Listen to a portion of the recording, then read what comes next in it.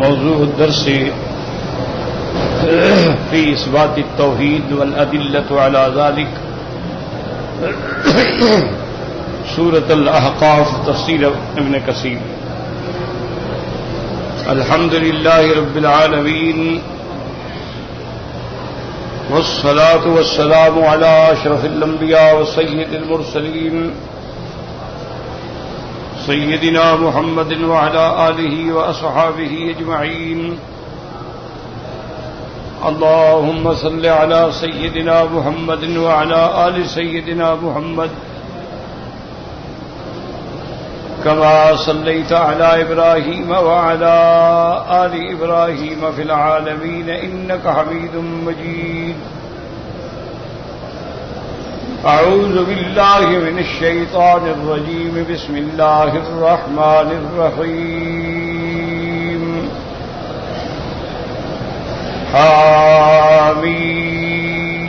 حاميم. تنزيل الكتاب من الله العزيز الحكيم. ما خلقنا السماوات والأرض وما بينهما إلا بالحق وأجل مسمى والذين كفروا أما أنذروا معرضون.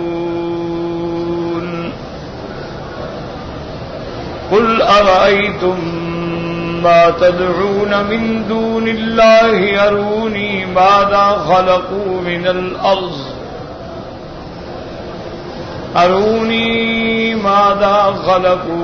من الأرض أم لهم شرك في السماوات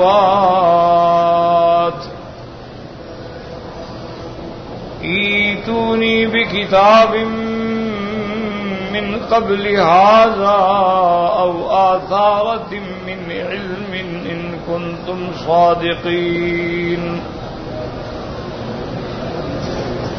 ومن أضل ممن يدعو من دون الله من لا يستجيب له إلى يوم القيامة وهم عن دعائهم غافلون.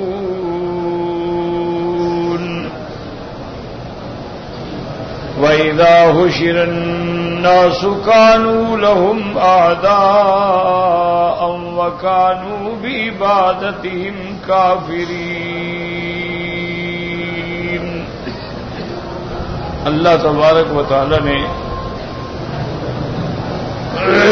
سورۃ الاحقاف جو حوامیم میں سے ہے، جن صورتوں کے اول میں حرف ہا میم ہے ان کو حوامیم کہا جاتا ہے. اور جیسے آپ نے الحمدللہ پڑھا ہے کہ حوامیم جو ہیں یہ عرائس القرآن ہیں، یعنی سجی سنوری ہوئی صورتیں. اور ان صورتوں میں بھی سب سے جو اہم مضامین ہیں توحید ہے، اس بات رسالت ہے، اس بات قیامت ہے، ان پر زیادہ زور ہے.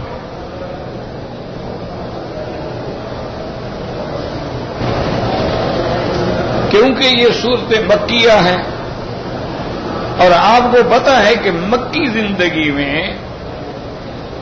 رحمت دو جہاں صلی اللہ علیہ وسلم نے زیادی محنت جو ہے وہ اس بات توحید اور رسالت قیامت عقائد پر کی.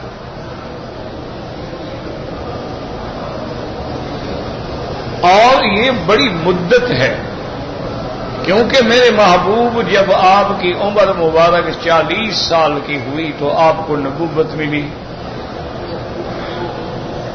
اس میں کوئی اختلاف نہیں کہ حضور صلی اللہ علیہ وسلم کی عمر مبارک جب 40 سال ہوئی تو پہلی وحی اتری. اس میں اختلاف نہیں. پھر حضور پاک نے ہجرت کے بعد 10 سال مدینہ منورہ میں گزارے ہیں، اس میں بھی اختلاف نہیں. اب جو اختلاف آیا ہے نا وہ اس درمیانی مدت میں کہ جیسے ایک روایت میں ہے کہ میرے آقا کی عمر مبارک 60 سال تھی، 60 سنتن. ایک روایت مبارک میں آیا ہے کہ حضور پاک کی عمر مبارک جو تھی 65 سنتن، 65 سال تھی. اور ایک روایت مبارک میں آیا ہے کہ آپ کی عمر مبارک جو ہے 63 سنتن، 63 سال تھی. تو یہ 3 روایات تھی. اختلاف کس میں ہے؟ اسی مکی زندگی میں اختلاف. بات یاد رکھیں کہ آپ نے مکے میں نبوت ملنے کے بعد کتنا وقت گزارا. تو بعض علماء فرماتے ہیں کہ اصل وجہ یہ تھی کہ حضور کی ولادت مبارک بھی ربیع الاول میں ہے اور وفات مبارک جو ہے وہ بھی ربیع الاول میں ہے. تو بعض لوگ جو ہیں وہ ایک قصور کو گنتے ہی نہیں، اس لیے انہوں نے کہہ دیا کہ حضور کی عمر مبارک جو ہے وہ 60 سال. اور بعض لوگ جو ہیں وہ قصور کو بھی پورا سال شمار کر لیتے ہیں کہ ربیع الاول میں پیدا ہوئے گویا وہ بھی 1 سال، پھر ربیع الاول میں وفات گویا وہ بھی 1 سال. تو اس اعتبار سے پھر حضور صلی اللہ علیہ وسلم کی عمر جو ہے وہ 63 سال جا کے بنتی ہے. اور صحیح روایت بھی یہی ہے کہ آپ کی عمر 63 سال. حضور صلی اللہ علیہ وسلم نے مکی زندگی میں 13 سال گزارے، یعنی 40 پہ نبوت ملی، 13 سال اور گزرے 53، اور 10 سال مدینہ منورہ میں 63. اور جتنی مکی زندگی ہے اس میں تو کوئی اور مسئلہ ہے ہی نہیں. جتنے احکام ہیں، حدود ہیں، جتنے اوامر، نواہی، زواجر، سب چیزیں جو ہیں وہ مدینہ منورہ میں اتری. مکی زندگی میں حضور صلی اللہ علیہ وسلم نے دعوت توحید دی، کفار و مشرکین نے معارضہ کیا اور حضور اس پہ دلائل دیتے رہے. دلائل آیات عقلیہ سے بھی تھے، نقلیہ سے بھی تھے، حقائق سے بھی تھے، انفس و آفاق کے دلائل سے بھی تھے. تو اس لیے مکی صورتیں زیادہ تر عقیدے پر مشتمل. اب اس سے پہلے آپ نے الحمدللہ سورۃ الجاثیہ پڑھی ہے، اور آپ کو یاد ہوگا کہ سورۃ الجاثیہ کی آخری آیات جو ہے وہ کیا تھی؟ وہ قیامت، کہ اللہ نے قیامت کا ذکر فرمایا تھا، مومنین کا حال بیان فرمایا، کافروں کا حال بیان فرمایا. وَإِذَا قِيلَ إِنَّ وَعْدَ اللَّهِ حَقٌّ وَالسَّاعَةُ لَا رَيْبَ فِيهَا قُلْتُم مَّا نَدْرِي مَا السَّاعَةُ إِن نَّظُنُّ إِلَّا ظَنًّا وَمَا نَحْنُ بِمُسْتَيْقِنِينَ. اسی طرح اللہ تبارک و تعالیٰ نے پھر ان کا قیامت کے دن کا حال ذکر فرمایا کہ وَبَدَا لَهُمْ سَيِّئَاتُ مَا عَمِلُوا وَحَاقَ بِهِم مَّا كَانُوا بِهِ يَسْتَهْزِئُونَ. اور اسی طرح پھر قیامت کے دن ان کے احوال کا ذکر کیا کہ جب وہ اللہ کے قرآن کو ٹھٹھا بناتے تھے، دنیا کی زندگی نے ان کو دھوکے میں ڈالا تھا، اور آج ایسے دن میں آ گئے ہیں کہ نہ وہ جہنم سے نکلیں گے اور نہ ان سے کوئی عذر و معذرت قبول کی جائے گی. اور پھر اللہ نے فرمایا کہ اللہ کا حمد ہے جو آسمانوں کا بھی مالک ہے، زمینوں کا بھی مالک ہے، عالمین تمام زمانوں کا بھی مالک ہے. اسی کی بادشاہی آسمانوں میں ہے، زمینوں میں ہے، وہی غالب ہے، وہی حکمت والا ہے. تو وہ العزیز الحکیم پہ آ کے آیت ختم ہوئی تھی، سورت ختم ہوئی. تو اب دیکھیں اس کی ابتدا بھی وہی ہے. فرمایا حامیم تنزیل الکتاب من اللہ العزیز الحکیم. حامیم اللہ عالم، اللہ اس کے معنی کو جانتے ہیں، اللہ اعلم بمرادہ. تنزیل الکتاب، اتاری گئی کتاب یا اتاری ہوئی کتاب ہے اللہ کی طرف سے. من اللہ العزیز، جو غالب ہیں، جو حکمت والے ہیں. تنزیل الکتاب، یاد رکھو کہیں قرآن میں لفظ تنزیل آتا ہے، کہیں قرآن میں لفظ انزال آتا ہے. انا انزلنا انزلناه في ليلة القدر وما ادراك ما ليلة القدر، فرمایا انزلناه، اور کہیں نزل کے لفظ آتا ہے انا نحن نزلنا الذکر وانا له لحافظون، اور کہیں فرمایا نزلناه تنزیلا، اور کہیں اللہ تبارک و تعالی فرماتے ہیں انزلنا الیک الکتاب، اور کہیں فرماتے ہیں الحمدللہ الذی انزل الکتاب علی عبدہ۔ تو یاد رکھیں کہیں لفظ انزلہ، کہیں نزلہ، کہیں تنزیل۔ تو بعض علماء فرماتے ہیں اس کی وجہ یہ ہے کہ قرآن پاک کی تنزیل کے اندر بھی احوال مختلفہ ہیں۔ اللہ تبارک و تعالیٰ نے جبریل پہ پڑھا ہے، کبھی تنزیل کا معنی تکلیم سے بھی کیا جاتا ہے، کلام سے بھی کیا جاتا ہے، یعنی تکلیم اللہ علی جبرائیل، کہ اللہ نے جبریل پہ قرآن پڑھا، خود اللہ تبارک و تعالیٰ نے اپنا قرآن خود پڑھا ہے، اور پھر اللہ نے جبریل کو حکم دیا تو جبریل نے آ کے حضرت محمد مصطفیٰ پہ پڑھا ہے، اور اللہ تبارک و تعالیٰ نے جب آیات دے کے اتارا تو فرمایا نزل بہ الروح الامین،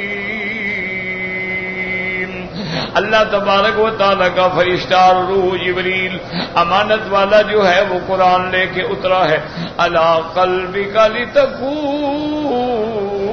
من المنذرین، اور کہیں جب لفظ انزلنا مانا پورا قرآن اللہ تبارک و تعالیٰ نے لوح محفوظ میں سے آسمان دنیا پہ اتارا ہے، بیت العزت میں اس کو محفوظ رکھا ہے، اور جہاں فرماتے ہیں نزلنا اس سے معنی یہ ہوتا ہے کہ پھر سورت آیت الگ الگ کر کے محمد مصطفیٰ صلی اللہ علیہ وسلم پہ قرآن اتارا گیا ہے۔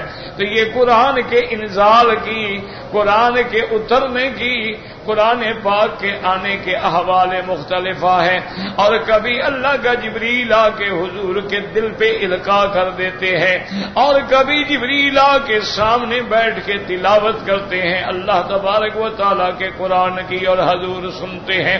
اور اسی طرح جیسے اللہ نے فرمایا تھا کہ لا تحرک بہ لسانک لتعجل بہ ان علینا جمعہ وقرآنا، تو یاد رکھیں اس لیے اللہ نے قرآن پاک میں تمام صیغے استعمال فرمائے، انزلہ بھی فرمایا، نزلہ بھی فرمایا، انزلنا بھی فرمایا، نزلنا ہو تنزیلہ بھی فرمایا، تنزیل بھی فرمایا، اور کبھی اس کا نام قرآن بھی فرمایا، کبھی اس کا نام کتاب بھی فرمایا، جیسے یہاں فرماتی ہیں تنزیل الکتاب، کتاب سے مراد قرآن ہے، اور جیسے فرماتی الحمدللہ الذی انزل علی عبدہ الکتاب، جیسے اول سورت بقرہ میں آتا ہے فرمایا الف لام میم ذالک الکتاب لا ریب فیہ، تو اس کا نام کتاب بھی ہے، اور کہیں قرآن فرماتی ہیں کہ ان ھذا القرآن یہدی للتی ہی اقوم، اور کہیں اللہ نے قرآن کو فرقان بھی فرمایا ہے، اور کہیں اللہ تبارک و تعالی نے قرآن کو ہدایت بھی فرمایا ہے، اللہ نے رحمت بھی فرمایا ہے، اللہ نے شفا بھی فرمایا ہے۔ قرآن پاک کے تقریباً علماء نے لکھا ہے کہ اللہ نے قرآن کے تقریباً 100 نام ہیں جو ذکر فرمائے ہیں۔ اللہ تبارک و تعالی ہمیں پڑھنے کی اور سمجھنے کی توفیق عطا فرمائے۔ قرآن کا ایک نام نہیں فرمائے، 100 نام۔ اچھا، اور خدا کی قدرت یہ ہے کہ سارے کے سارے قرآن میں موجود ہیں، سارے اسماء جو ہیں قرآن، یہ اللہ کی شان ہے نا، اللہ کے بھی تو اسماء ہیں نا، تو پھر اللہ کے قرآن کے بھی اسماء ہیں، اللہ کی شان، اللہ کے لیے بھی تو اسماء ہے۔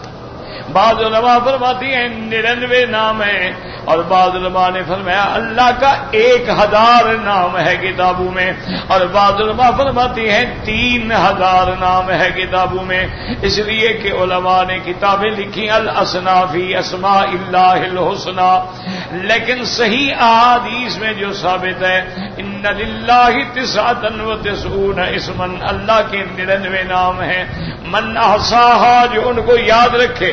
یاد رکھنے کا معنی یہ نہیں کہ صرف لفظ یاد کر لیں، معنی ان اسماء کو یاد رکھے، ان اسماء کے مفاہیم کو سمجھے، ان کے مقتضا پہ عمل کرے، ان کے مقتضا کے مطابق اپنی زندگی گزارے، اور پھر دکھ میں تکلیف میں انہی اسماء کے ساتھ اپنے اللہ کو پکارے، تو اللہ تبارک و تعالیٰ اس کی دعا قبول فرماتے ہیں۔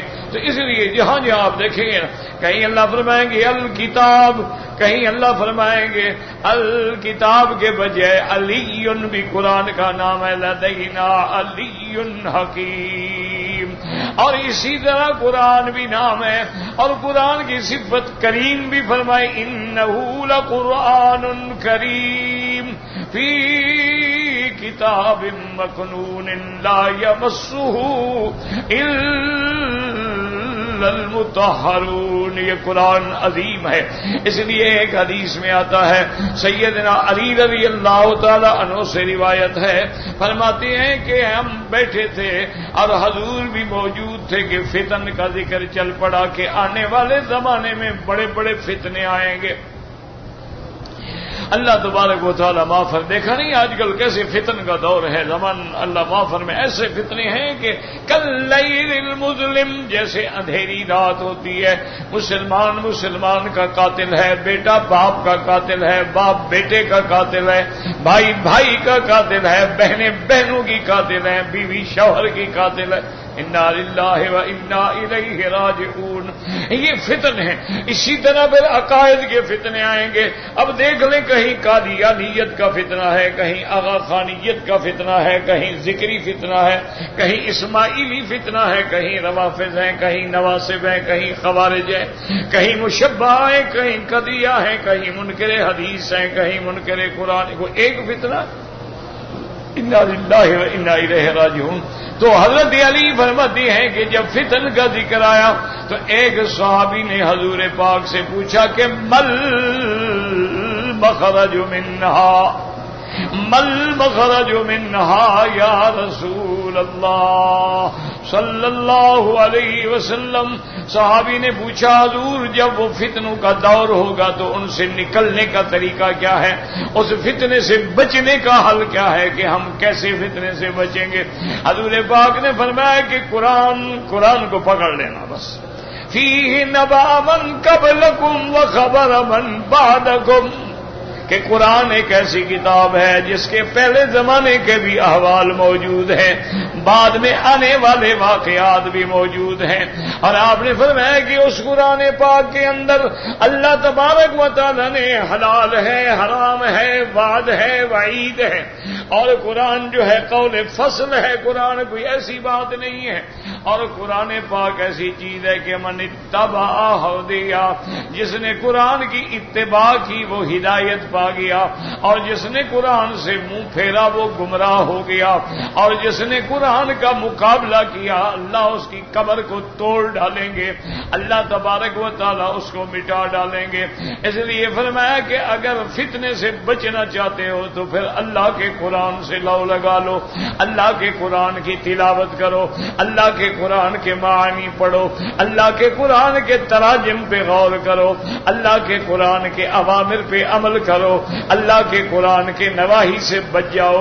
اللہ نے جو قرآن میں حلال فرمایا ہے وہ حلال ہے، جو حرام فرمایا ہے وہ حرام ہے۔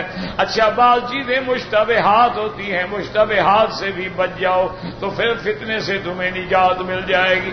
اس لیے فرماتے ہیں حامیم تنزیل الکتاب من اللہ العزیز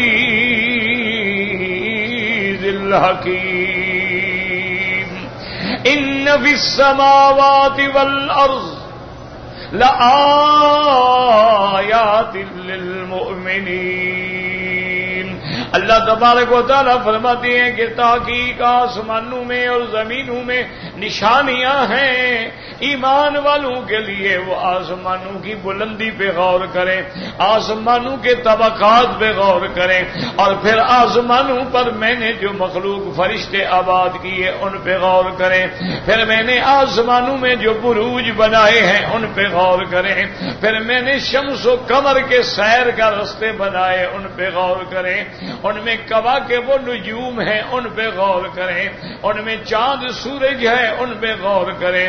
تو اگر ان میں غور کریں گے تو بڑی نشانیاں ہیں اللہ پر ایمان لانے کی.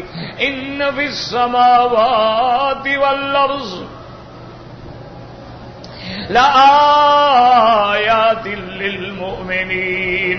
زمین میں دیکھیں میں نے پہاڑ رکھے ہیں, دریا رکھے ہیں, میں نے نہریں رکھی ہیں, میں نے درخت رکھے ہیں, میں نے پھل رکھے ہیں, میں نے تمہارے لیے کھیتیاں رکھی ہیں, میں نے تمہارے لیے معدنیات پیدا کی ہیں, کہیں سونا ہے, کہیں چاندی ہے, کہیں دھات ہے, کہیں تانبا ہے, کہیں لوہا ہے. یہ ساری نعمتوں پہ جب غور کرو گے کہ ان کے پیدا کرنے والا کون ہے تو لازماً اعتراف کرنا ہوگا. اس لیے فرماتے ان فی السماوات والارض, ان فی السماوات والارض لآیات للمؤمنین. اور فرمایا وفی خلقکم, اور تمہاری اپنی پیدائش کے اندر بھی نشانیاں ہیں. وما یبث من دابۃ, فرماتی ہے ما خلقنا السماوات والارض وما بینہما الا بالحق واجل مسمى. اب جاسیہ میں وہ آیت تھی, یہاں اللہ نے اسلوب بیان بدل دیا. فرمایا آسمانوں اور زمینوں اور جو ان کے درمیان میں ہے نہیں پیدا کیا مگر ہم نے ٹھیک. واجل مسمى, اور ایک وقت مقرر تک کہ جب وہ وقت آئے گا تو سب کچھ فنا ہو جائے گا. کل من علیہا فان وَيَبْقَى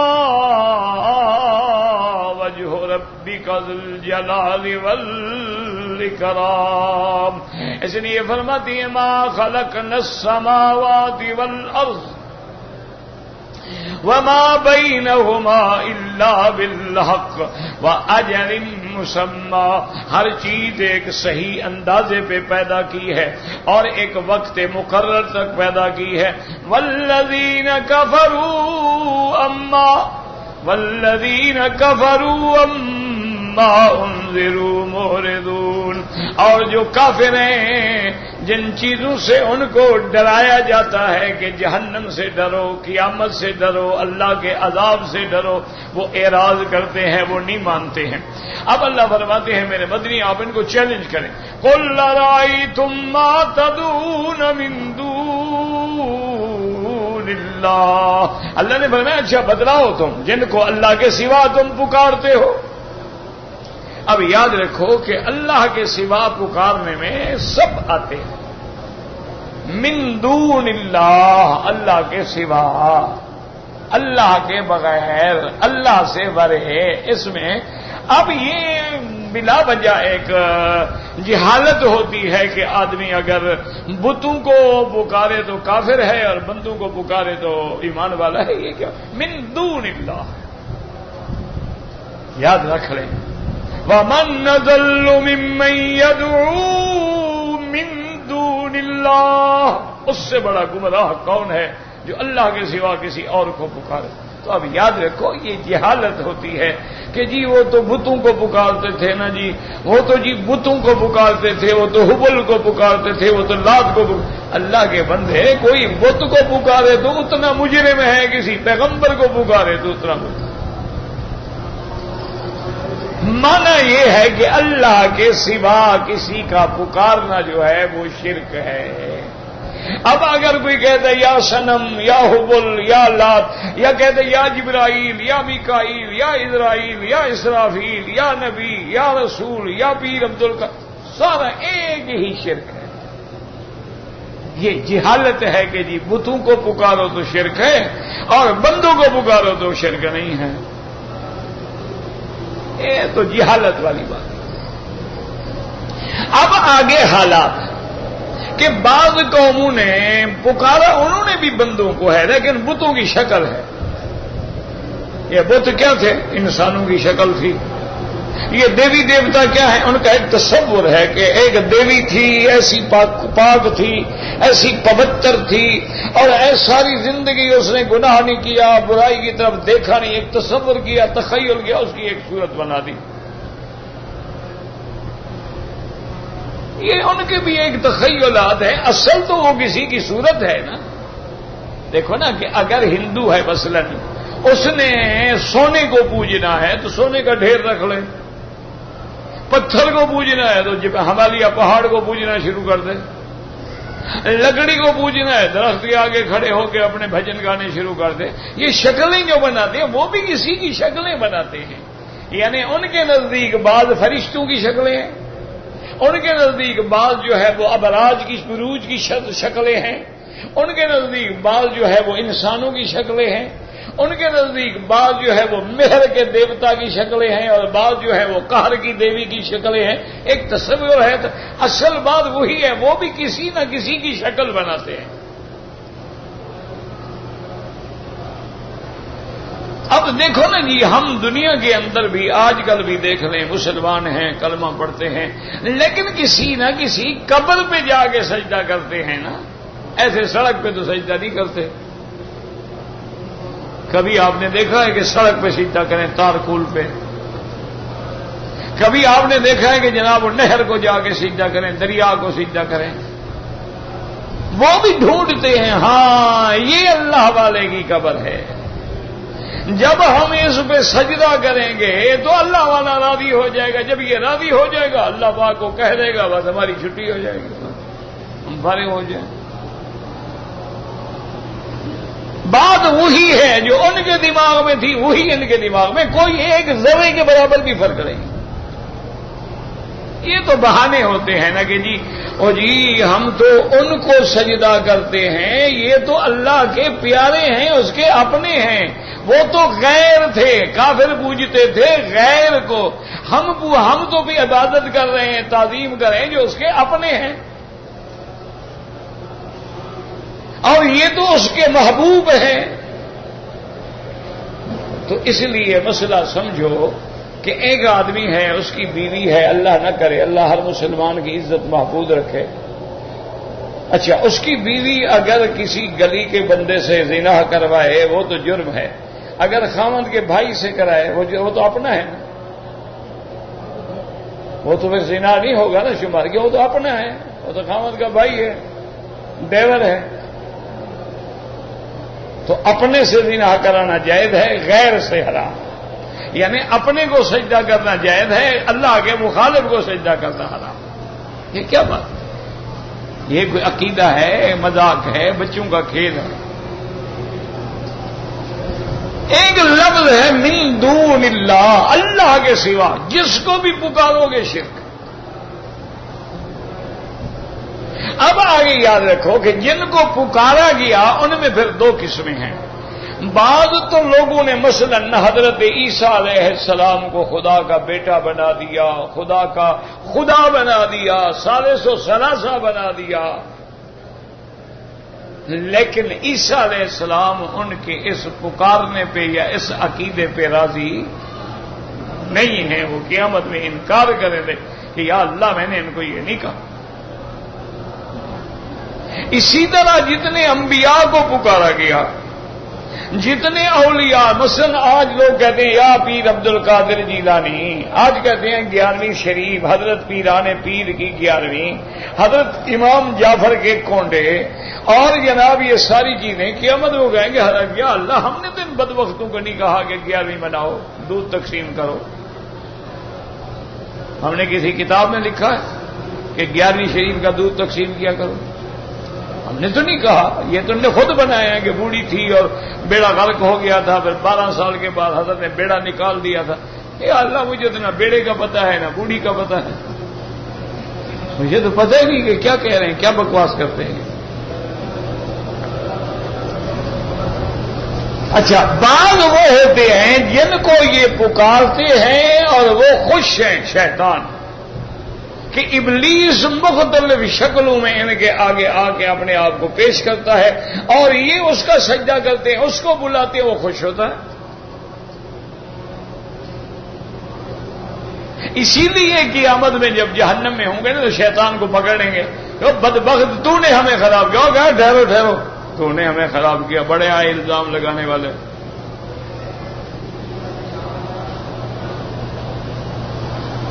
وہ کہے کہ ما کان لی علیکم من سلطان الا ان دعوتکم فاستجبتم لی، کہے گا میرا کو تمہارے اوپر کنٹرول تھا، اللہ نے 1,24,000 پیغمبر بھیجا، تم نے ان کا کہنا نہیں مانا، میرے کہنے کو مان لیا، تو مجرم تم ہو، میرا کیا جرم ہے؟ فلا تلومونی ولوموا انفسکم، مجھے کیوں ملامت کرتے ہو؟ زنا کر کے مزے تم کرتے رہے، آج مجھے کہتے ہو تم نے یہ کیا، مزے تم نے کیے، جہنم بھی بھگتو، یہ مت ملامت کرو، اپنے آپ کو ملامت کرو۔ فلا تلومونی ولوموا انفسکم ما انا بمصرخکم وما انتم بمصرخی انی کفرت بما اشرکتمون، میں تو ان باتوں کا بھی انکار کرتا ہوں جو تم شرک کا اقرار کر رہے ہو، میں نے تو نہیں کہا شرک کرو۔ تو اس لیے اللہ نے یہ واقعہ بیان کیا ہے کہ جب قیامت کا منظر ہوگا، جن کو یہ پکارتے رہے وہی ان کے دشمن ہوں گے، اگر وہ اللہ والے ہیں تب بھی ان کے دشمن ہوں گے، اگر وہ شیطان کی پارٹی ہے وہ بھی کہے گا جی ہم نے تو کہا تھا، اب یہ تھوڑا کہا تھا کہ تم چل پڑو، تمہیں اللہ والوں نے بھی تو کہا تھا نا کہ زنا حرام ہے، میں نے کہا تم کرو، تم میرا کہنا تم نے مان لیا، ان کا کہنا کیوں نہیں مانا؟ تو یہ تمہارے اپنے نفس کی شرارت ہے۔ تو اس لیے یاد رکھو اللہ کے سوا کسی غیر اللہ کا پکارنا شرک ہے، یا اللہ یا حرف ندا ہے۔ اب اگر کوئی کہے یا رسول اللہ تو شرک آ گیا، یا جبرائیل تو شرک آ گیا، یا پیر تو شرک آ گیا، یا غوث تو شرک آ گیا، کیونکہ ندا صرف اللہ کا حق، اس کے سوا کسی کو پکارنا جو ہے وہ شرک ہے۔ اس لیے قرآن پاک فرماتا ہے، اللہ فرماتا ہے میرا محبوب ان کو چیلنج کرو کہ جن کو تم پکارتے ہو، جن کو تم حاجت روا اور مشکل کشا سمجھتے ہو، جن کو تم اپنے دکھ سکھ میں بلاتے ہو، قل ارائیتم، خبر دو مجھے بتلاؤ، ما تدعون من دون اللہ، جن کو تم اللہ کے سوا پکارتے تھے، ارونی ماذا خلقوا من الارض، تو مجھے بتلاؤ کہ انہوں نے بھی کوئی زمین کا ٹکڑا پیدا کیا ہے؟ اور جن کو تم پکارتے ہو، جنہیں تم حاجت روا مشکل کشا سمجھتے ہو، جنہیں تم مختار کل سمجھتے ہو کہ جناب ہمارے مرشد جو ہیں وہ جو چاہیں وہ تو خود مختار ہیں اور خود متصرف ہیں، خود مدبر الامور ہیں۔ اللہ فرمائے کو بتائیں کہ جس مٹی میں ان کی قبر ہے کیا یہ زمین انہوں نے اپنی خود بنائی ہے؟ ارونی ماذا خلقوا من الارض ام لهم شرک فی السماوات، یا آسمانوں میں ان کا کوئی حصہ ہے، آسمانوں میں ان کا کوئی شیئر ہے، آسمانوں کے بنانے میں انہوں نے کوئی کام کیا ہے، کوئی مدد کی ہے، کوئی بات کی ہے، تو لاؤ دلیل دکھاؤ، ان کی بنائی ہوئی کوئی زمین دکھاؤ۔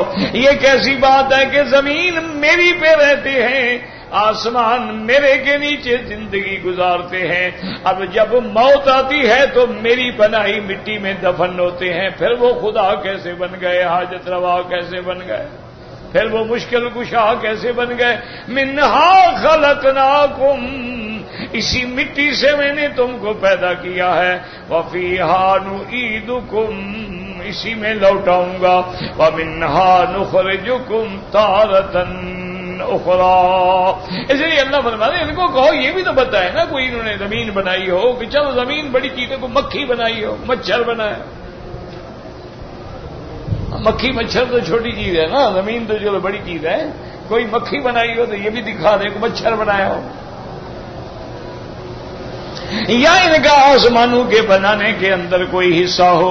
اور اس کے بعد اللہ تبارک و تعالیٰ فرماتے ہیں کہ دلائل لے آؤ، اور دلائل کتنی ہوتے ہیں؟ یاد رکھو 3 دلیلیں ہوتی، یا دلیل عقلی ہو، یا دلیل نقلی ہو یعنی کتاب سے ثابت ہو، یا دلیل پھر کسی ایسے بندے کی بات ہو جس کی زبان پر اعتماد ہو دنیا کو کہ یہ سچا بندہ ہے. اس لیے اللہ فرماتے ہیں ایتونی بکتاب من قبل ھذا. بدبختو عقلی دلیل تو ہے نہیں، کوئی دنیا کی طاقت نہیں بتا سکتی کہ فلاں ٹکڑا جو ہے فلاں پیر نے بنایا ہے اور فلاں علاقہ جو ہے وہ فلاں پیر نے بنایا ہے اور فلاں علاقہ جو ہے وہ فلاں بزرگ نے بنایا ہے. کوئی ثابت نہیں کر سکتا، کوئی بتلا نہیں سکتا، کوئی دلیل نہیں دے سکتا، کوئی بیان نہیں کر سکتا ہے. اس لیے فرماتے ہیں عقلی دلیل تو ہے نہیں نا، عقل تو مانتا ہی نہیں. اب رہ گئی نقلی دلیل. تو اچھا نقلی دلیل قرآن ہے، قرآن کے اندر تو ہے نہیں. قرآن سے پہلے کی کوئی کتاب ہے تو لے آؤ. ایتونی بکتاب من قبل ھذا. قرآن سے پہلے کی کوئی کتاب لے آؤ جس میں لکھا ہو کہ شرک کرنے کا کوئی حرج نہیں، جس میں لکھا ہو کہ تعظیمی سجدے کرتے رہو، جس میں لکھا ہو کہ غیروں سے مدد مانگتے رہو، جس میں لکھا ہو کہ قبروں پہ منتیں دیتے رہو، چڑھاوے چڑھاتے رہو، اعتکاف وہاں جا کے 9 راتیں بیٹھتے رہو. اگر کسی کتاب میں ہے تو لے آؤ. او آثارۃ من علم. اگر تمہارے پاس کتاب کی دلیل بھی نہیں ہے تو کسی پیغمبر کا قول، کسی اللہ والے کا قول ہو کہ اس نے فرمایا ہو کہ غیر اللہ کی عبادت جائز ہے، وہ لے آؤ. ان کنتم صادقین. اگر تم اپنے دعوے میں غیر اللہ کی عبادت میں سچے ہو تو ان 3 دلیلوں میں سے کوئی دلیل لے آؤ. اس لیے آگے فرماتے ہیں وَمَنْ أَضَلُّ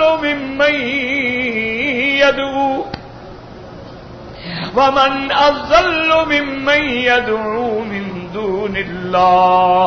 اللہ نے فرمایا اس سے بڑا گم کردہ راہ کون ہے، گمراہ کون ہے جو اللہ کو چھوڑ کے کسی غیر کو پوجا.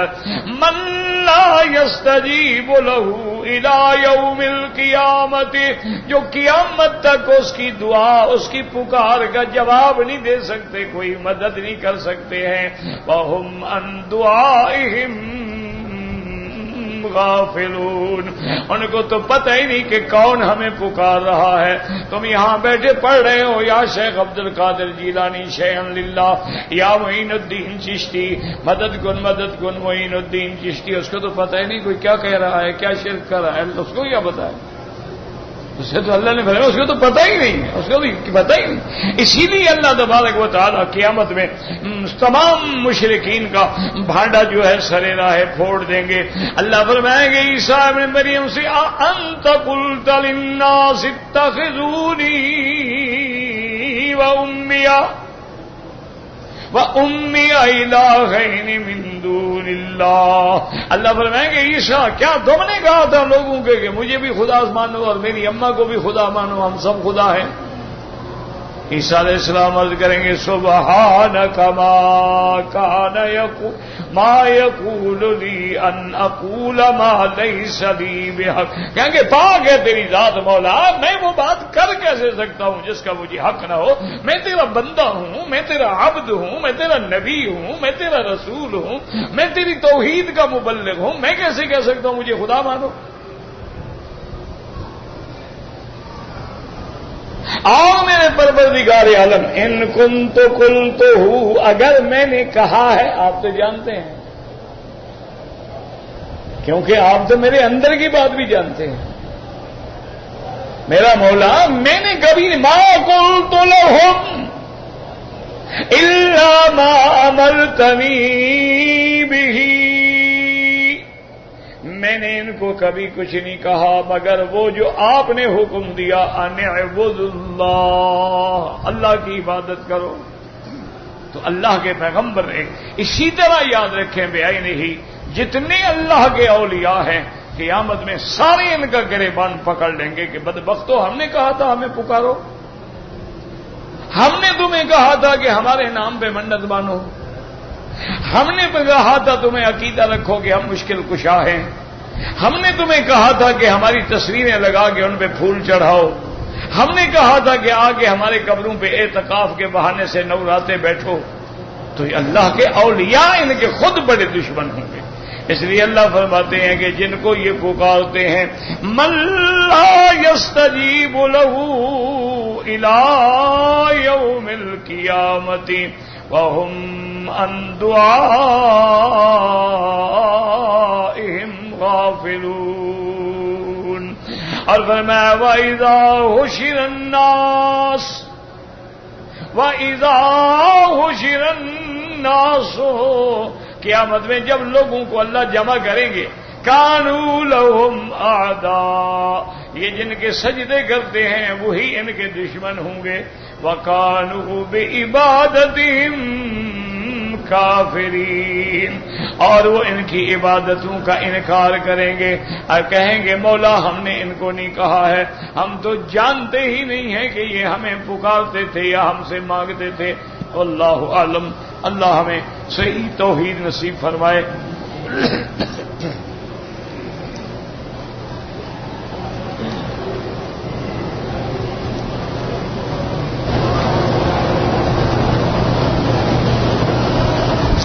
کہتے جی کہ کرسی پر نماز کی کتنی گنجائش ہے. یاد رکھو کہ فرض نمازوں میں قیام کرنا جو ہے فرض ہے. اگر بغیر عذر کے کوئی آدمی قیام چھوڑ دے تو نماز ہی نہیں ہوگی. ایک بندہ معذور ہے وہ کھڑا ہو نہیں سکتا, وہ بیٹھ سکتا ہے, وہ تو معذور ہے نا. وہ کرسی پہ بیٹھ جائے یا کسی جگہ پہ بیٹھ جائے یا ویسے بیٹھ کے نماز پڑھے تو جائز ہے, چونکہ وہ کھڑا نہ ہو سکتا ہو. جو کھڑا ہونے پہ قادر ہے اور کھڑا نہ ہو تو نماز نہیں ہوگی.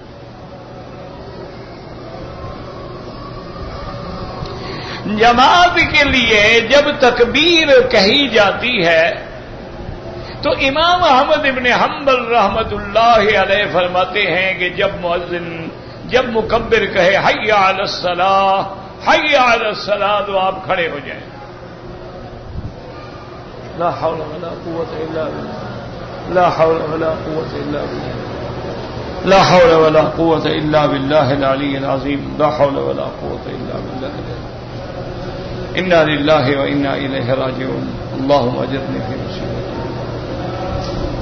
لا حول ولا قوة الا بالله. تو اب سمجھیں کہ امام احمد بن حنبل رحمت اللہ علیہ فرماتے ہیں کہ جب مکبر کہے حی علی الصلاۃ حی علی الصلاۃ تو کھڑے ہو جائیں.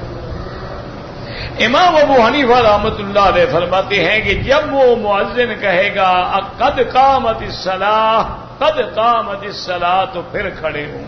یہ افضل اولا کی باتیں ہیں. کوئی پہلی دفعہ کھڑا ہو گیا کوئی بات نہیں, پہلی تکبیر کے اللہ اکبر کے ساتھ کھڑا ہو گیا کوئی تکبیر. اچھا کوئی بندہ ویسے آیا سب میں کھڑا ہے تکبیر شروع ہو گئی, ضروری تو نہیں کہ پہلے بیٹھے پھر کھڑا ہو, کھڑا رہا سن رہی تکبیر. یہ کوئی ایسے مسئلے نہیں ہے کہ جس کا نماز کے نعوذ باللہ فاسد ہونے سے تعلق. داڑھی پر خطاب لگانا چاہیے چونکہ حدیث مبارک میں آتا ہے, سنن ترمذی میں حدیث ہے, حضور نے فرمایا غیر الشیب ولو بشیء کہ اپنی داڑھی کا رنگ تبدیل کیا کرو چاہے کسی چیز سے بھی ہو, لیکن جمہور کا اتفاق ہے کہ کالا رنگ نہ ہو باقی کوئی رنگ ہو جو بھی مرضی آئے لگا سکتے ہیں.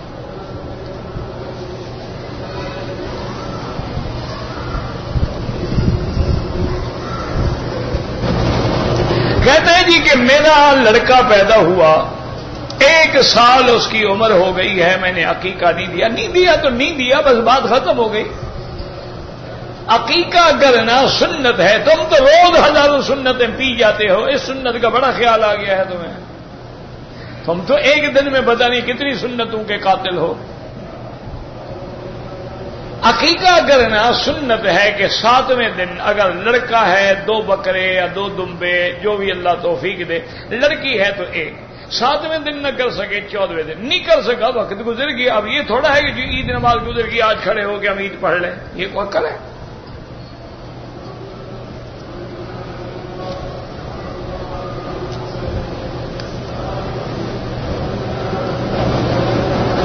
جمعہ کے دن نماز جمعہ سے پہلے یاد رکھو کہ جمعہ اور ظہر میں کوئی فرق نہیں ہے، صرف اتنا فرق ہے کہ ظہر میں 4 رکعتیں ہوتی ہیں اور جمعہ میں 2 رکعتیں ہیں، اور 2 رکعتوں کے قائم مقام خطبہ آ گیا ہے، ورنہ تو ایک ہی بات ہے۔ اب اگر کوئی آدمی جمعہ نہیں پڑھے گا تو کیا کرے گا؟ ظہر ہی پڑھے گا۔ اچھا، ایک ایسی جگہ ہے چھوٹی بستی ہے وہاں جمعہ نہیں ہوتا ہے تو ظہر پڑھیں گے۔ بہرحال احناف کے نزدیک جمعہ کی نماز سے پہلے بھی 4 سنتیں ہیں اور بعد میں بھی 4 سنتیں ہیں، 6 پڑھے تو زیادہ افضل ہے، لیکن حنابلہ رحمہ اللہ کے نزدیک پہلے بھی 2 سنتیں ہیں اور بعد میں بھی 2 سنتیں ہیں، اور خدا کے لیے لڑائی اور جھگڑے نہ کیا کرو، نہ مقابلے کیا کرو، نہ ایک دوسرے پر فتوے لگایا کرو، یہ ایک علمی بات ہے۔ اب دیکھو نا، مثال کے طور پہ جس آدمی نے 2 رکعتیں پڑھی، حدیث میں ہے، موجود ہے، آمنا، کوئی جھگڑا نہیں۔ 4 رکعتیں پڑھی ہیں تو وہ بھی حدیث مبارک میں موجود ہیں، لیکن میں نے ہمیشہ آپ سے کہا ہے، اور میں یہ دیانتداری سے کہتا ہوں، کسی وجہ سے نہیں کہتا، ضد سے، کہ امام ابو حنیفہ رحمۃ اللہ علیہ کی فقہ جو ہے نا وہ اتنی جامع ماننے کامل شامل ہے کہ اب مثلا 4 رکعتیں سنت پڑھی تو دونوں حدیثوں پہ عمل ہو گیا، 2 والی پہ بھی اور 4 والی پہ بھی۔ حدیث میں 4 بھی ہیں، 2 بھی ہیں، تو جس نے 4 پڑھی ہیں دونوں حدیثیں میں عمل ہو گیا کہ نہیں؟ جس نے 2 پڑھی تو 4 والی حدیث کہاں گئی؟ تو اس لیے اچھا، پھر جتنا زیادہ پڑھو گے، 4 رکعت پڑھو گے 4 لاکھ رکعت کا ثواب ملے گا، 2 پڑھو گے 2 لاکھ کا ملے گا، تمہاری مرضی ہے، گھٹاتے رہو بڑھاتے رہو۔ ایک آدمی 8 رکعتیں پڑھتا ہے، اس کو 8 لاکھ رکعت کا ثواب ملے گا، ایک آدمی 20 رکعتیں پڑھتا ہے۔ یہ اچھا انصاف ہے کہ جو 20 پڑھے گا اللہ کہیں گے باقی اس کے منہ پہ مار دو، میں صرف 8 قبول کروں گا، باقی میں نہیں لیتا۔ کوئی عقل بھی ہونا چاہیے۔ اچھا، جب 20 پڑھے گا، 8 والی حدیث پہ بھی عمل ہو گیا، 12 والی پہ بھی ہو گیا، 20 والی پہ بھی ہو گیا، اور جس نے 8 پڑھی 12 والی حدیث بھی رہ گئی اور 20 والی بھی رہ گئی، اجماع صحابہ بھی رہ گیا۔ تو یہ تو کوئی جھگڑے کی باتیں ہیں نہیں۔ اس دور میں کوشش کیا کرو کہ مسائل میں ایک دوسرے کو سمجھایا کرو، لڑا نہ کرو۔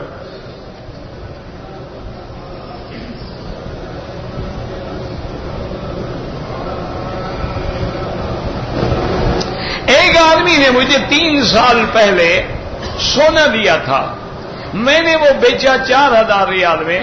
اب 3 سال کے بعد وہ شخص 4000 ریال واپس کرتے ہیں، نہیں لیتا، بالکل نہیں لینا چاہیے۔ اب سونا لیا، سونا دو۔ ایک آنے کا چونکہ اب سونا مہنگا ہو گیا، اب نیت خراب ہو گئی ہے نا۔ اصل جھگڑا تو یہ ہے نا کہ سونے نے یکدم شوٹ کیا نا، تو چونکہ ابھی کافروں نے سونا بیچنا ہے، اس لیے انہوں نے مارکیٹ اونچی کر دی ہے نا، اپنا سونا بیچ لیں گے پھر یکدم دھڑام کر کے نیچے آ جائے گا۔ جب مسلمان خرید لیں گے نا انشاءاللہ پھر وہ ریٹ کم کر دیں گے۔ انہوں نے تو ہر حال میں ہمارا جنازہ پڑھنا ہے، انہوں نے اپنا سونا بیچنا ہے ابھی 20 ٹن، اس لیے اس کو وہ مارکیٹ میں لانے سے پہلے انہیں حالات پیدا کر دیے کہ کہاں 24,000 کا 32,000 میں چلا گیا۔ جب ان کا سودا ہو جائے گا دیکھ لیں گے مسلمانوں نے سونا لے لیا ہے ماشاءاللہ، ہاں وہ اس کے بعد جناب یکدم پھر انشاءاللہ 2000 سے بھی نیچے آ جائے گا۔ کہیں گے بیچنا ہے، اپنا مہنگا بیچ کے پھر جب سستا ہو جائے گا پھر خرید کے رکھ لیں گے نا۔ یہ تو مسلمان ہے نا ماشاءاللہ، بس اس کو کھانے کا فکر ہے، بس کھا رہا ہے پی رہا ہے، کبھی روٹیاں 3 ہونی چاہیے اور بریانی میں کھڑا مسالہ ہو یا پڑا مسالہ ہو، اس کو بس یہی فکر ہے، نہ دین کا فکر ہے، نہ کوئی اقتصادیات کا فکر ہے، نہ کوئی مسائل کا فکر ہے، یا پھر لڑنے مارنے کا فکر ہے۔ تیری نماز نہیں ہوتا، نے کہا تیری نماز نہیں ہوتا، نے کہا تو کافر، نے کہا تو کافر۔ کافر ہنستا ہے، وہ کہتے ہیں اچھی بات ہے سارے کافر ہیں، جو ہمیں کافر کہتے تھے خود ایک دوسرے کو کافر کہہ رہے ہیں، وہ ہنستے ہیں گھر میں بیٹھ کے۔ انا للہ و انا الیہ راجعون۔ اللہ پاک سے دعا کریں بس اللہ ہدایت دے۔ دکھ ہوتا ہے اور ہم کیا کر سکتے ہیں بلا۔ جو آپ نے سونا لیا ہے سونا واپس کرنا ہوگا۔ اگر مالک کے مکان سے ایک دلال ہے وہ سودا کرا کے ہمیں زمینیں خرید کے دیتا ہے، کمیشن لیتا ہے اپنا، بالکل ٹھیک ہے، کوئی نوکر تھوڑا ہے تمہارا، تمہارے لیے جو بھاگے پراپرٹی تلاش کرے، پھر تمہاری بات کروائے، تمہارا سودا کرائے، کاغذات چیک کرے، وہ دھوکہ نہ ہو، فریب نہ ہو. کیونکہ آج کل تو ماشاءاللہ مسلمان بہت قابل آدمی ہیں، ایک پلاٹ 10 جگہ بیچا ہوا ہوتا ہے، ماشاءاللہ سمجھدار آدمی ہے ماشاءاللہ. مسلمان اس فن میں ماسٹر ہیں. ایک پلاٹ کو 10 رجسٹریاں ہو جاتی ہیں، 10 جگہ بیچا ہوا ہے.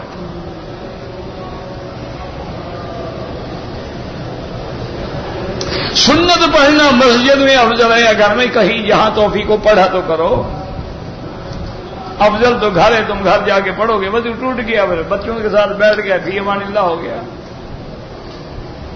پڑھ سکتے ہو تو گھر میں افضل ہے. تم پڑھا کرو، گھر پڑھو، مسجد پڑھو، پڑھو صحیح.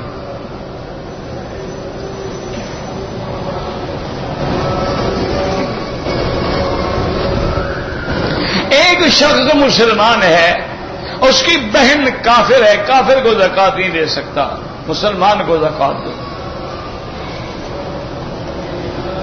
بوسکی کا کپڑا استعمال کرنا مرد کے لیے بالکل حلال ہے. یہ ریشم تھوڑا ہے اللہ کے بندے، وہ ریشم حرام ہے جو کیڑے سے نکلتا ہے. وہ اگر ہو تو تمہیں 200 ریال کا بھی میٹر نہیں ملے گا. کبھی جا کے دیکھو نا، سلک جو ہے نا خالص، یعنی 100% پیور سلک جو ہے، وہ تو کم از کم 200 300 400 ریال کا 1 میٹر ہوتا ہے. یہ تو ربڑ کا بنا ہوا ہے. یہ کون سی بوز کی ریشمی ہے؟ یہ جو ہم نے پہنے ہوئے سارے ربڑ کے کپڑے ہیں الحمدللہ.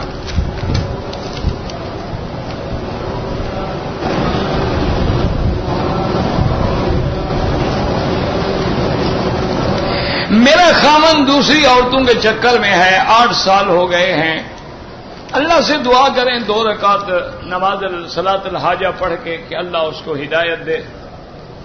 اللہ تبارک و تعالی قادر ہیں اس کے دل کو بدل دیں برائی سے اچھائی کی طرف. اور اللہ کے نام ہیں یا لطیف ہو یا ودود، یہ پڑھ کے دعا کیا کریں، اللہ قادر ہے اس کے دلوں کو پھیر دے. اگر آپ نے مدینہ منورہ سے عمرہ کیا، اشہر حج میں حج تمتع ہوگا. حضور کے زمانے میں جیسے دین تھا، اب دین کیسے قائم ہوگا جب تم مسلمان بن جاؤ گے؟ جب صحابہ پکے مسلمان بن گئے دین قائم ہو گیا. تم سب نے کلمہ پڑھا ہے، پکے مسلمان بن جاؤ، دین قائم ہو گیا. دیکھو نا، اب تم گھر میں نماز پڑھو کوئی روکے گا تمہیں؟ گھر میں بیوی کو پردہ کراؤ کوئی روکے گا؟ گھر میں حلال کھاؤ کوئی روکے گا؟ تم کو ٹھیک ہو جاؤ، دین خود بخود قائم ہو گیا.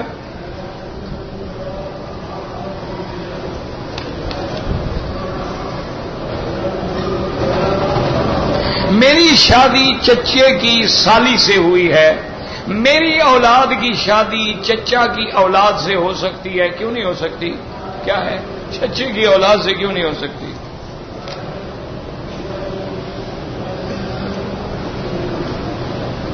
میں نے موبائل میں قرآن شریف ڈالا ہوا ہے، وہ بغیر وضو کے پڑھ سکتا ہوں، وہاں پڑھ سکتے ہیں، لیکن ایسے موبائل کو جیب میں رکھ کے حمام وغیرہ جانا ناجائز ہے. بالکل یہ توہین ہے اللہ کے قرآن کی.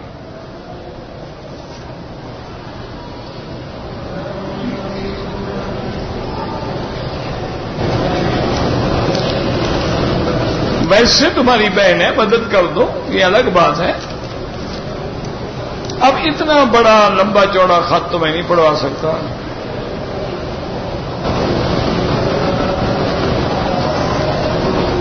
میرا بھائی بات یہ ہے کہ جہاں تک دہشت گردی کا تعلق ہے، وہ دنیا کا کوئی مذہب بھی اجازت نہیں دیتا. اور دین اسلام تو سلامتی کا دین ہے، یہ تو امن کا دین ہے، یہ تو دین رحمت ہے. حضور پاک صلی اللہ علیہ وسلم تو اپنے سب سے محبوب جن کو بیٹا اور بیٹے کا بیٹا بنایا ہوا تھا، اس نے ایک بندے کو قتل کر دیا. تو جب حضور کو خبر ملی تو آپ نے فرمایا کہ تم نے کیا کیا ہے؟ اس نے کہا یا رسول اللہ، میدان جنگ میں جب میری تلوار کی زد میں آیا تو اس نے کلمہ پڑھا تو ڈر کے میں اپنے من میں ہلا شکک نقل کو تم نے اس کا دل چیر کے دیکھا تھا. یعنی اس حال میں بھی کسی کو مارنا جائز نہیں. میرا بھائی گزارش یہ ہے ٹھنڈے دل سے غور کرو. اسلام کا دہشت گردی سے کوئی تعلق نہیں، لیکن جہاں واقعہ ہوتا ہے آدمی تو مسلمان اس میں پھنسا ہوا ہے. جہاں کوئی واقعہ ہو رہا ہے کوئی ہندو تو سامنے نہیں آیا بدبخت، کوئی سکھ بھی نہیں آیا، کوئی یہودی بھی نہیں آتا، کوئی عیسائی بھی نہیں آتا. ہر جگہ اگر ہم مسلمان کیوں ہیں؟ یا تو ہم جذباتی ہو گئے، ہمیں غلط استعمال کیا جاتا ہے، یا ہم حق اور باطل میں تمیز نہیں کر رہے. اس لیے اللہ سے دعا کریں کہ اللہ ہدایت کے فیصلے کرے، اللہ پاک دونوں کو سمجھ عطا فرمائے، اللہ قتل عام بند فرمائے، اللہ تمام مسلمان ملکوں میں علاقوں میں امن استحکام قائم فرمائے. یہ بہت بڑا عذاب ہے اللہ کا کہ آدمی رات کو اپنے گھر میں بھی آرام سے نہ سو سکے. سب سے بڑی نعمت جو ہے نا امن ہے. اسی لیے قرآن نے کہا ہے نا مکے والوں کو اولم نجعل لکم حرما آمنا، بدبختوں میں نے تمہیں امن والی جگہ نہیں دیا حرم. سب سے بڑا احسان یہ ہے کہ امن ہو، سکون ہو، بندہ مطمئن ہو کہ میری بیوی بچے گھر میں ہیں. اب بندہ گھر سے نکلتا ہے وہ گھر میں رو رہے ہیں، اور جو باہر نکلا ہے وہ رو رہا ہے کہ پیچھے آگے کوئی ڈاکہ نہ مار دے. یعنی نہ گھر میں سکون ہے نہ باہر سکون ہے. اس کی وجہ کیا ہے؟ اللہ کی ناراضگی ہے. علاج کیا ہے؟ کہ سب اللہ کے دروازے پہ توبہ کریں، اللہ کی طرف رجوع کریں. اللہ جب راضی ہوں گے منٹ میں مسئلے حل ہو جائیں گے.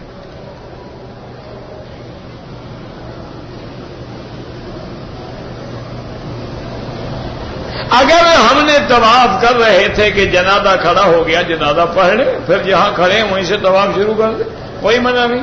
اگر نہ پڑھیں اور طواف کرتے رہیں پھر بھی کوئی گناہ نہیں، اس لیے کہ جنازہ جو ہے وہ فرض کفایہ ہے. اگر ایک نے پڑھ لیا، دو نے پڑھ لیا تو کسی اور پہ گناہ نہیں ہوگا.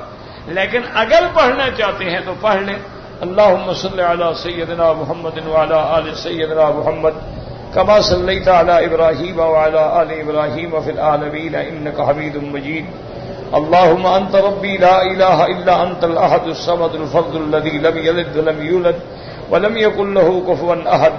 اللهم أنت ربي لا إله إلا أنت الحنان المنان بديع السماوات والأرض يا ذا الجلال والإكرام يا ذا الجلال والإكرام يا ذا الجلال والإكرام. اللهم إنا نسألك بأسمائك الحسنى وصفاتك العليا. اللهم آمنا في أوطاننا، اللهم آمنا في أوطاننا. اللهم لا تجعل مصيبتنا في ديننا ولا تجعل الدنيا أكبر همنا ولا مبلغ علمنا. اللهم لا تسلط علينا بذنوبنا من لا يخافك فينا ولا يرحمنا. اللهم استرنا بسترك الجميل، اللهم استرنا بسترك الجميل. یا اللہ اسلام کی غلبے اور عزت کا فیصلہ فرما. یا اللہ کفار کی ذلت اور شکست کا فیصلہ فرما. یا اللہ مسلمان جس ملک میں ہیں، جس جگہ میں ہیں، ان کی جان، مال، آبرو، عزت کی حفاظت فرما. یا اللہ مسجد اقصی کی حفاظت فرما. یا اللہ تمام مساجد مدارس کی حفاظت فرما. یا اللہ تمام دین والوں کی حفاظت فرما. یا اللہ تمام دین کے کام کرنے والوں کی حفاظت فرما. یا اللہ تمام دین کی دعوت دینے والوں کی حفاظت فرما. یا اللہ پورے مسلمانوں کی حفاظت فرما.